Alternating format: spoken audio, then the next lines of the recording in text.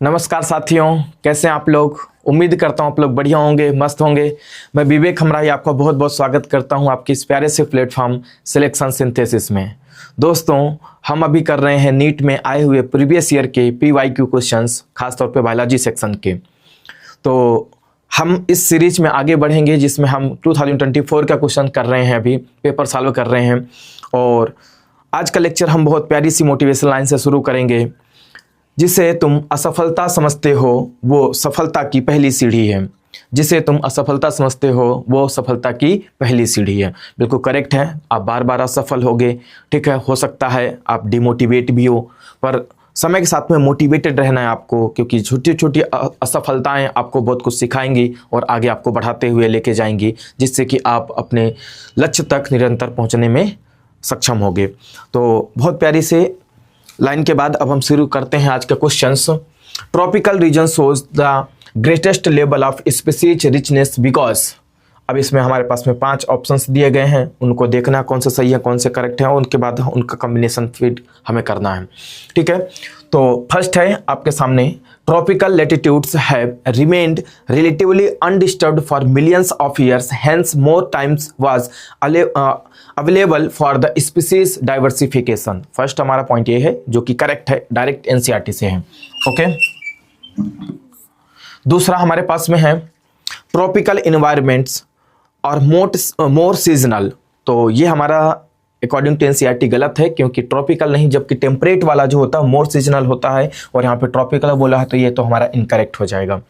Next हमारे पास में, more solar energy is available in tropics. हाँ, ये करेक्ट है, ज़्यादा एनर्जी अवेलेबल होती है, सनलाइट ज़्यादा अवेलेबल होती है वहाँ पे। कॉन्स्टेंट इन्वायरमेंट प्रोमोट्स नीचे स्पेशलाइजेशन। नीचे स्पेशलाइजेशन मतलब ढेर प्रकार की वहाँ पे स्पेसीज बनती रहती हैं, ओके। तो ये भी हमारा करेक्ट स्टेटमेंट है। लास्ट में स्टेटमेंट है, ट्रॉपिकल इन्वायरमेंट और constant and predictable. Yes, correct है, NCERT के अकॉर्डिंग करेक्ट पूरे लाइन है पूरी NCERT की। तो इस तरीके से हमारे पास में ACDE हमारा थर्ड क्या हो जाएगा, करेक्ट हो जाएगा।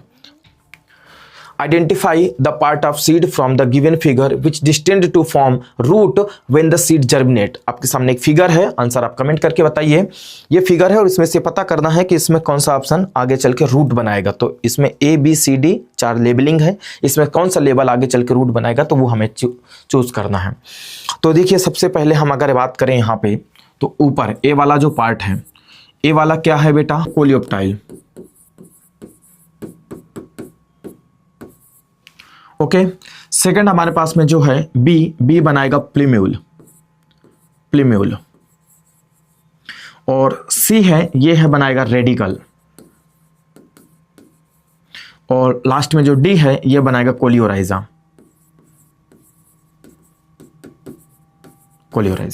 ओके। तो रेडिकल आगे चल के प्रोमोट होकर के क्या बनाता है, ये जब जर्मिनेट करता सीड तो ये बनाता है रूट।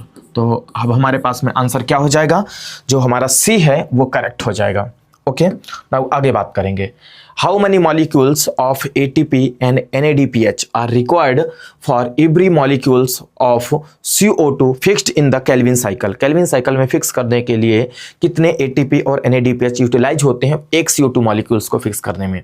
तो आपके सामने ऑप्शन है, कमेंट करके आप बताइए। देखिए क्या है कि इसमें एक केल्विन जब साइकिल चलती है, एक CO2 का फिक्सेशन होता है, तो उसमें कार्बोक्सिलेशन के दौरान पे CO2 फिक्स होती है, मतलब वहाँ पे इंटर करती है केल्विन साइकिल में। उसके बाद जब उसका रिडक्शन होता है, तो रिडक्शन के दौरान पे वहाँ पे 2 ATP और साथ में 2 NADPH है ना, NADPH ये यूटिलाइज होते हैं, और ये 2 ATP और एक ATP और इस्तेमाल होती है रीजनरेशन में। कहाँ पे एक ATP इस्तेमाल होती है, रीजनरेशन में, ठीक है। तो ये 2 सेगमेंट हो गए, तो अल्टीमेटली टोटल हमें कितनी ATP मिल जाएंगे, 3 ATP और साथ में 2 NADPH। तो हमारा ऑप्शन करेक्ट हो जाएगा इसमें सेकंड वाला, ठीक है। नेक्स्ट आगे मूव करते हैं। आपके सामने क्वेश्चन है, इसको कीजिए। In the plant black seed colour का सीड का कलर क्या है, ब्लैक है, is dominate over the white seed colour. Seed का दूसरा कलर है व्हाइट, ठीक है। In order to find out the genotype of the black seed plant एक ब्लैक सीड प्लांट है, उसका आपको क्या करना है, जीनोटाइप पता करना है। विच of the following cross it. Okay, तो इसमें हमारे पास में जैसे मान लेते हैं कि हमारे पास में एक जीनोटाइप दे दिया गया है, फिनोटाइप दे दिया गया है। फिनोटाइप क्या है, ब्लैक सीड प्लांट। ओके, तो ब्लैक सीड प्लांट है आपके सामने और इस ब्लैक सीड प्लांट का आपको जीनोटाइप पता करना है। तो ये एक प्रकार का हमारे पास में क्या है, टेस्ट क्रॉस है। और आपको पता है कि जब भी कभी जीनोटाइप का हमें निकालना होता है तो उसकी पॉसिबल जीनोटाइप दो हो सकते हैं, या तो इसका जीनोटाइप होगा कैपिटल बी जो हमें दिया है यहाँ पे, या तो इसका जीनोटाइप होगा कैपिटल बी स्मॉल बी। अब इसका दोनों के साथ में हम क्रॉस कराएंगे, इसका क्रॉस कराएंगे रिसेसिव के साथ में स्मॉल बी, इसका भी क्रॉस कराएंगे रिसेसिव के साथ में स्मॉल बी के साथ में। और जब हम क्रॉस कराएंगे तो हमें प्रोजेनी के आधार पे पता चलेगा कि उसका एक्चुअल में क्या होने वाला है, दैट इज जीनोटाइप। तो हम अल्टीमेटली किसके साथ क्रॉस करा रहे हो, बस यही तो पता करना है कि हम किसके साथ क्रॉस कराएंगे उसका। तो हम कराएंगे small b that is homozygous recessive के साथ में। ओके, नेक्स्ट आगे। Hint second always cuts DNA molecules at a particular point called recognition sequence and it consists of, और वो किस चीज से बना होता है, रिकॉग्निशन, जहां से हिंट सेकेंड कट करता है वो कितने बेस पेयर का सीक्वेंस होता है ये पूछा हुआ है।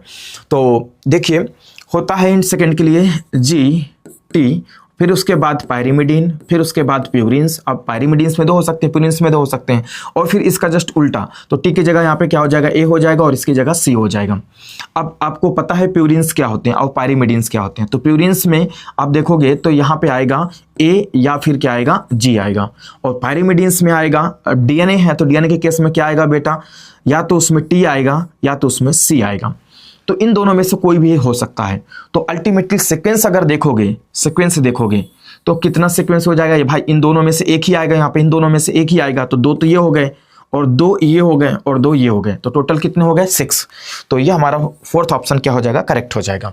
नेक्स्ट है bulliform cells are responsible for. Bulliform cells किसके लिए रिस्पॉन्सिबल होती हैं, क्वेश्चन है आपके सामने और ऑप्शन से टिक कीजिए, आप बताइए। तो इसका आंसर हो जाएगा inward colouring of leaf in monocot. Yes, third option क्या हो जाएगा, करेक्ट हो जाएगा। अंदर की तरफ जो वाटर का ट्रांसपिरेशन ज़्यादा हो जाता है तो पत्तियों को अंदर की तरफ फोल्ड करके वाटर कंजर्व करने में मदद करती हैं। Okay, next match the list आपके सामने। 2 और मोर अल्टरनेटिव फॉर्म्स ऑफ जीन। अगर कोई एक जीन है उसके अल्टरनेटिव फॉर्म्स होते हैं तो वो क्या कहलाते हैं, तो वो कहलाते हैं इसमें से एलील्स। क्या कहलाएंगे, एलील्स कहलाएंगे। ओके, तो हमारा फर्स्ट का क्या हो गया, थर्ड हो गया, फर्स्ट का हो गया थर्ड। नेक्स्ट है हमारे पास में cross of F1 progeny with homozygous recessive homozygous recessive. अभी पीछे हम करके आए, होमोजाइगस रेसेसिव पेरेंट के साथ में अगर उसका क्रॉस करवाया जाता है तो वो क्या कहलाता है, एक प्रकार का टेस्ट क्रॉस कहलाता है। ठीक है, तो इसका हमारा हो जाएगा fourth. Okay, cross of F1 progeny with any of the parents. किसी भी पेरेंट्स के साथ में अगर क्रॉस करवाया जाए तो वो होता है बैक क्रॉस, इसका हो जाएगा हमारा फर्स्ट। ठीक है, नेक्स्ट हमारे पास में number of chromosomes set in plants. Number of chromosomes set in plants, जो नंबर ऑफ क्रोमोजोम पाए जाते हैं किसी भी प्लांट में तो वो क्या बनाता है, प्लॉइडी बनाता है। तो ये हमारा हो जाएगा सेकंड। तो इस तरीके से, अच्छा इसमें नंबरिंग गलत है, यहाँ पे सी आएगा और यहाँ पे डी आएगा। ओके, नंबरिंग गलत है। तो हमारे पास में फर्स्ट का थर्ड देखिए कहाँ है, फर्स्ट का थर्ड बस एक ही जगह पे है, बी का फोर्थ है, सी का फर्स्ट है और डी का सेकंड है। ये हमारा ऑप्शन क्या हो जाएगा, करेक्ट हो जाएगा। नेक्स्ट क्वेश्चन है auxin is used by gardeners to prepare weed free lawns but no damage is caused in the grass as auxin. जो ऑक्सिन होता है ग्रास में नहीं अफेक्ट करता, क्यों? क्योंकि देखो जो ऑक्सिन होता है ये जो मेच्योर मोनोकॉटिलेडोनस प्लांट होते हैं उनको अफेक्ट नहीं करता है। वहीं पे जो डाइकॉट वीड्स होती हैं उनको ये एक प्रकार से खत्म कर देता, नष्ट कर देता। और इसमें कौन सा इस्तेमाल होता है, 2,4-D इस्तेमाल होता है। ऑक्सिन का कौन सा से एक सिंथेटिक फॉर्म होता है 2,4-D, उसका इस्तेमाल होता है। तो अब इसमें आपका आंसर आ जाएगा does not affect mature monocotyledonous plant. Yes, जो इसमें जो ग्रासेस होती हैं वो भी मोनोकाठी होती हैं, तो जो मेच्योर ग्रासेस होंगी उनको अफेक्ट नहीं करेगा। नेक्स्ट है मैच द लिस्ट है आपके सामने।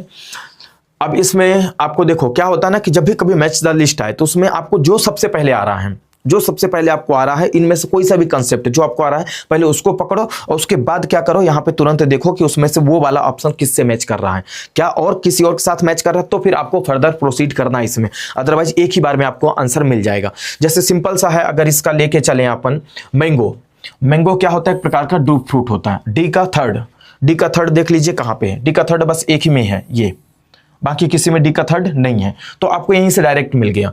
फिर भी अगर देखना है तो देखो रोज क्या होता है, सॉरी पी क्या होता है, पी में मार्जिनल प्लेसेंटेशन होता है, ठीक है। कॉटन का जो फ्लावर होता है वो कैसा होता है, ट्विस्टेड होता है, और रोज जो होता है वो पेरीगाइनस होता है। अब फर्स्ट का सेकंड इसी में है, बी का फोर्थ इसी में, तो हमारा ऑप्शन क्या हो जाएगा, थर्ड करेक्ट हो जाएगा। आगे मूव करते हैं।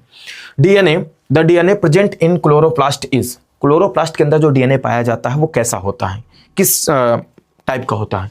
तो आपके सामने ऑप्शंस हैं, आप करेक्ट करके बताइए, मुझे टिक करके बताइए या फिर कमेंट करके बताइए। देखिए आपके पास में लीनियर सिंगल स्टैंडर्ड होता है, सर्कुलर सिंगल स्टैंडर्ड है, लीनियर डबल स्टैंडर्ड है, या फिर सर्कुलर डबल स्टैंडर्ड। तो यस, इसका आंसर करेक्ट हो जाएगा 4 circular double standard. Okay, next हमारे पास में identify the correct descriptions about the given figure. ये फिगर दी गई है, आपको पता है इन्फ्लोरेसेंस है, ठीक है। तो ये जो फ्लावर दिया गया है, इन्फ्लोरेसेंस दिया गया है, इसका करेक्ट आपका डिस्क्रिप्शन कौन है। तो फर्स्ट है cleistogamous flower showing autogamy, cleistogamous flower नहीं है, ये तो ओपन फ्लावर दिख रहा हमें, क्लिस्टोगैमस है ही नहीं है, तो हमारा करेक्ट इनकरेक्ट हो जाएगा ये। Compact inflorescence showing complete autogamy. अब ऑटोगेमी क्या होता है, सेल्फ पॉलिनेशन, तो कभी भी इन्फ्लोरेसेंस इस केस में ऑटोगेमी शो ही नहीं करेगा, अदरवाइज जो क्लिस्टोगैमस फ्लावर हो जाएगा या इन्फ्लोरेसेंस हो जाएगा। थर्ड हमारे पास में है wind pollinated plant inflorescence showing flower with exposed stamens. आपको देखिए ये स्टेमेंस बाहर बहुत सारे निकले हुए हैं, तो इस तरीके से बाहर की तरफ स्टेमेंस एक्सपोज करके रखा ताकि इजीली पॉलन ग्रेन्स एयर के थ्रू या एयर करंट के थ्रू क्या हो सके, इधर से उधर ट्रांसफर हो सके, कैरी हो सके, और साथ में पॉलिनेशन हो सके। तो ये हमारा क्या हो जाएगा, थर्ड करेक्ट हो जाएगा। फोर्थ वाला पढ़ो चाहे ना पढ़ो, कोई जरूरत नहीं। आगे आइए, फिर द लिस्ट है हमारे सामने, लिस्ट मैच करना है। देखिए अब इसमें आपको दिमाग ये लगाना है कि इसमें जो आता है आपको सबसे पहले जो आए, है ना, मैंने बताया जहां आपको एज द लिस्ट आ जाए तो जो सबसे पहले आ रहा है पहले उसको टिक करो, उसके बाद फिर आगे प्रोसीड करो कि कहाँ पे अगर दो जैसे एक जैसे मतलब हमें मिल रहे हैं तो आगे बढ़ना है ऑप्शंस में, ठीक है। तो हमारे पास में पॉल इरिक जो है ना, ये क्या करते हैं, रिबिट पॉपर हाइपोथेसिस देते हैं। रिबिट पॉपर हाइपोथेसिस क्या बोलती है कि अगर बाई चांस कोई इकोसिस्टम है और उसमें जो स्पीसीज है, तो अगर उसमें से अगर एक एक स्पीसीज आप निकालते चले जाओगे तो शुरुआती हो सकता है जो अगर बहुत ज़्यादा वैल्यूएबल स्पीसीज नहीं, अगर उसको निकाल दो तो इतना फर्क ना पड़े, बट जो एक कोर वैल्यूएबल स्पीसीज होती है अगर उसको हटा दोगे तो पूरी तरीके से वो जो इकोसिस्टम ध्वस्त हो जाएगा। ऐसा इसने एरोप्लेन के एग्जाम्पल के माध्यम से दिया था। मान लो जैसे एरोप्लेन में कोई अगर नट बोल्ट लगे हुए हैं, ठीक है, या कोई रिवेट लगा हुआ है, तो अगर उस रिवेट को निकाल दोगे कहीं पे अंदर का सीट वगैरह का है तो हो सकता है इतना फर्क ना पड़े, बट अगर इंजन का या फिर जो विंग्स होती हैं अगर उनका एक भी रिवेट निकाल दोगे तो धीरे धीरे वो जंजर हो जाएगा और धीरे से वो कब क्रैश कर जाएगा पता नहीं चलेगा। तो उसको इकोसिस्टम के साथ इन्होंने क्या किया था, एक प्रकार से तुलना करके बताया। तो सी का हमारे पास में होने वाला 4, और सी का 4 देखोगे सिर्फ एक में है, सी का 4 सिर्फ एक में ही है, तो हमारा ऑप्शन क्या हो जाएगा, 4 करेक्ट हो जाएगा, जिसका ए का थर्ड है। ए का क्या है बेटा, रॉबर्ट मैंने बताया था कि 7 ग्लोबल मतलब 7 मिलियंस ग्लोबल स्पीसीज हैं, डाइवर्सिटी है।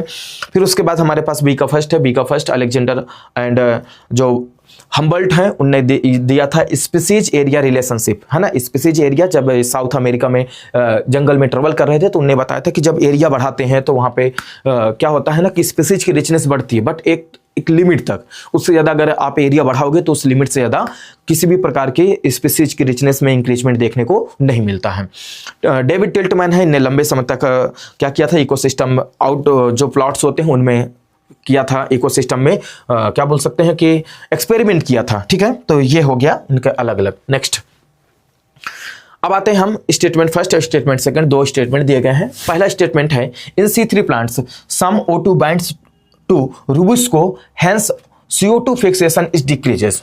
C3 प्लांट में यस ये करेक्ट स्टेटमेंट है कि हाँ अगर थोड़ी बहुत मात्रा में, क्योंकि रूबिस्को क्या होता है, राइबोलोज बिसफॉस्फेट कार्बोक्सिलेज ऑक्सीजनेज, इसका फुल फॉर्म होता है, मतलब ये कार्बोक्सिलेशन भी करवा सकता है और ऑक्सीजनेशन करवा सकता है।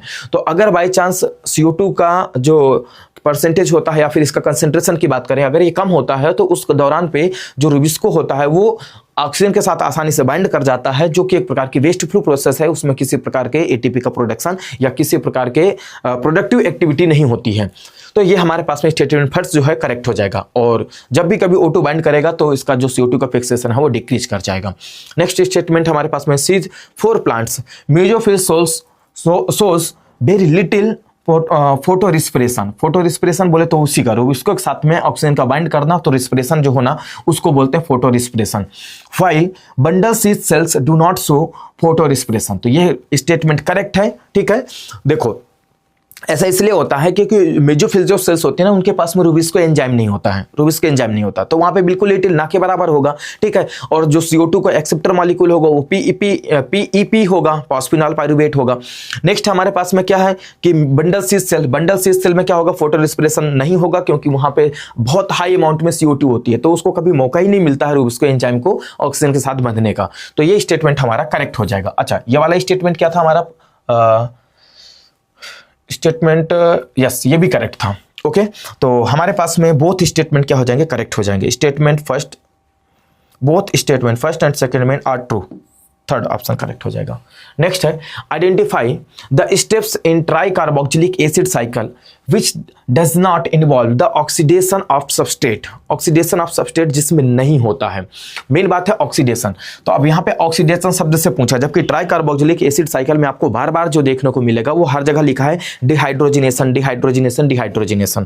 मतलब डिहाइड्रोजिनेशन जहां जहां हो रहा है वहां पे ऑक्सीडेशन हो रहा है। ओके, तो ये एक ऐसी प्रोसेस है, ये एक ऐसी प्रोसेस है जिसमें सिर्फ सक्सिनाइल को एंजाइम ए और साथ में सक्सिनिक एसिड है। तो इस दौरान पे किसी भी प्रकार का ऑक्सीडेशन नहीं होता है, तो यही हमारा ऑप्शन क्या हो जाएगा, करेक्ट हो जाएगा। इन सभी में क्या होता है, ऑक्सीडेशन होता है। ओके, नेक्स्ट आगे बात करते हैं। लिस्ट फर्स्ट है, लिस्ट सेकंड है cytoplasm, mitochondria matrix, intermembrane space, inner mitochondrial membrane. इस तरीके से आपके पास चार इधर लिस्ट फर्स्ट में है और इसके सामने है। तो जो साइटोप्लाज्म है, साइटोप्लाज्म में क्या होगा, देखो मिलाओ फटाफट, ग्लाइकोलिसिस होगा। तो फर्स्ट का क्या हो जाएगा, बी हो जाएगा। नेक्स्ट है second mitochondrial matrix. Mitochondrial matrix में चलती साइट्रिक एसिड साइकिल, ठीक है। तो सिट्रिक एसिड साइकिल फर्स्ट हो जाएगा बी, सेकंड का। अच्छा, यहाँ पे हमें वो लिखना है बी और यहाँ पे ए लिखना पड़ेगा। अब हमारे पास में थर्ड है इंटरमेम्ब्रेन स्पेस। इंटरमेम्ब्रेन स्पेस में क्या होता है, प्रोटॉन ग्रेडियंट ज्यादा होता है, तो ये हो जाएगा हमारा इसका डी। और लास्ट हमारे पास में बचता है सी, फोर्थ का सी। इनर माइटोकॉन्ड्रियल मेम्ब्रेन होती है उसमें पूरी में रन करती है electron transport system of mitochondria. Okay, तो अब इसके अकॉर्डिंग हम मैच करते हैं। फर्स्ट का बी किस में है, अच्छा हमें फर्स्ट नहीं, ए के हिसाब से ए का सेकंड किस में है, ए का सेकंड इसमें है। ए देखो सेकंड के साथ बाइंड किया है, ये हो गया हमारे पास में। बी फर्स्ट के साथ बाइंड किया है, ये मिल गया हमें। और इसी तरीके सी फोर्थ और डी, तो हमारा फोर्थ ऑप्शन क्या हो जाएगा, करेक्ट हो जाएगा। नेक्स्ट आते हैं, which of the following are fused in somatic hybridization involving two variety of plants. आपके सामने ऑप्शंस है, कमेंट करके बताइए।